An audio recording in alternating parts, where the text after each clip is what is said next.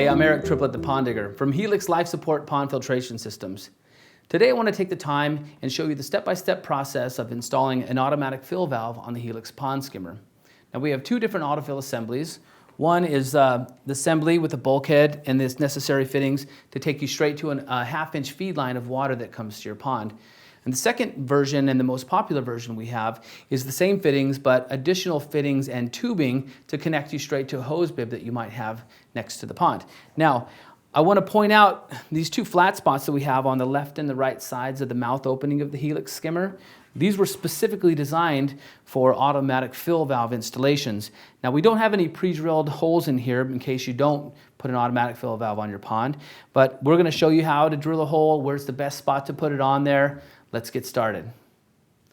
Okay, so the optimum water level on the Helix skimmer is about 2 inches down from the top of the unit. So our bulkhead fitting is going to want to be in this corner, as close to the front as possible and as close to the top as possible. So we'll mark this unit with a pen, and that's exactly where we'll drill the hole.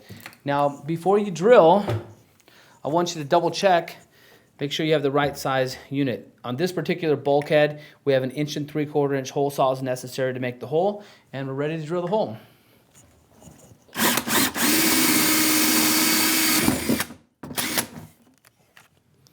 Once you run the drill through the hole, I'll usually come in here with a razor knife and I'll clean up the sides just a little bit here.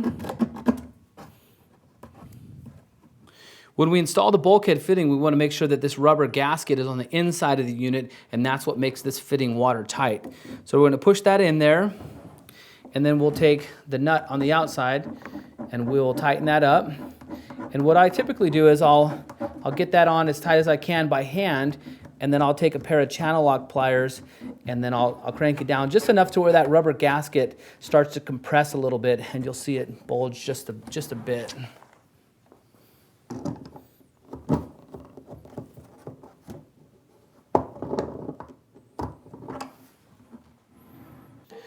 So we're going to want to put some Teflon tape on these fittings that are provided to make sure we have a watertight seal.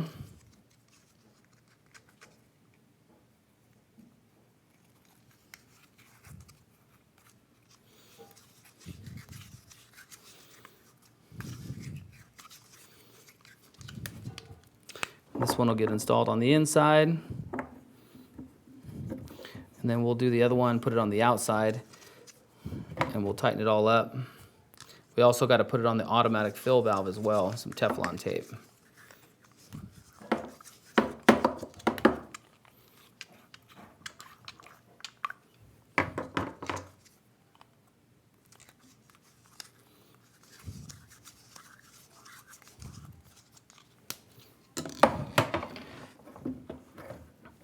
We'll get these nice and tight so they don't swing around in there when we want them to have them nice and tight so they're not moving around when you have this autofill installed in here. I'll have to loosen this guy up a bit.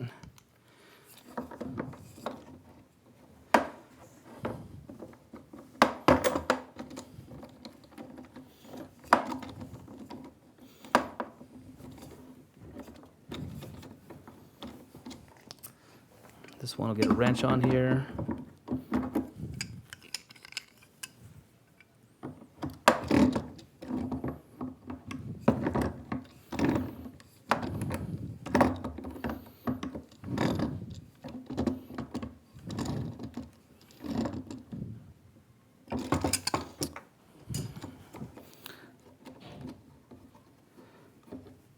And then we have this guy hooked up to the outside here. Now at this point, we are prepared to be connected to a 1/2 inch main feed line that might run out to the pond. That's the first autofill assembly completed. Now we have the additional fittings. If you want to connect to a hose bib, you'll get these additional fittings, and this connects to your hose bib actually, and you have your tubing. And then this one connects to the outside. I'll show you how we do that. But what I want to show you is this is a compression fitting. I can't pull this apart. So it's a nice watertight seal. If I want to remove this hose, you have to push this rubber piece in, and then the hose pops out. So we push it in, it won't come out, nice compression fitting. If we want to repair, we hold that in, pop it out like so. Okay, so let's put some Teflon tape on this, and we'll install it on this outside fitting, and then we'll be prepared to go to a hose bib.